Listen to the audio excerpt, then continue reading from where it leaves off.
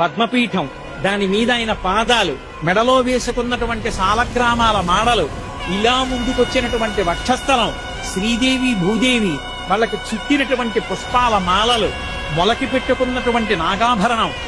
ఆ పైన ఈ చేత్తో పట్టుకున్నటువంటి చక్రం, ఈ చేత్తో పట్టుకున్నటువంటి శంఖం, ఇలా చూపిస్తున్నటువంటి వరదహస్తం, దాని నిండా వజ్రాల తాపడం, ఇందరికీ అభయం ములిచ్చు చేయి కందువకు మంచి బంగారు చేయి అని అన్నమయ్య పొంగిపోయినటువంటి ఆ చెయ్యి, సున్నా చుట్టినట్టున్న చిన్న చిరునవ్వు నవ్వుతున్నటువంటి చిన్న గుంటటి మూతి, దాని కింద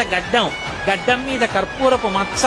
కళ్ళు ముక్కు కప్పుతూ పై వరకు పెట్టినటువంటి ఊర్ధ్వపుండ్రాలు, దాని మీద అంత పొడుగున వజ్రాలు తాపడం చేసినటువంటి కిరీటం, ఈ చేతి మించి అలా కిరీటం మించి ఇలా దిగినటువంటి పెద్ద తోమాల, ఆ స్వామి దివ్యమంగళ విగ్రహాన్ని పైనుంచి కిందకి, కింద నుంచి పైకి చూసి పరమ సంతోషాన్ని పొందాడు.